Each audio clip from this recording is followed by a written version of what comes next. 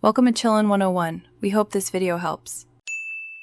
In this video, I will explain how to use Garnier Vitamin C Cream.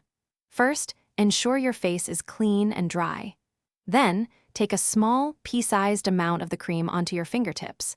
Gently massage it evenly across your face and neck using upward strokes. This helps the cream absorb effectively, preparing your skin for its brightening benefits. Remember, a little goes a long way for full coverage.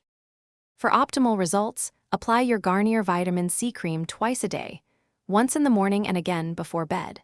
This consistent routine helps maximize its benefits. The cream works to visibly brighten your skin tone and diminish the appearance of dark spots over time. Vitamin C is a fantastic antioxidant, protecting your skin from environmental stressors and promoting a healthy, radiant glow. To boost your results, consider pairing the cream with a Garnier Vitamin C serum. Apply the serum first, then the cream.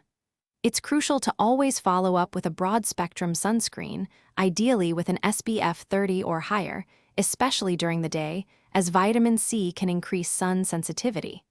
Be careful to avoid direct contact with your eyes. If it happens, rinse thoroughly with water. Proper storage ensures your cream remains effective.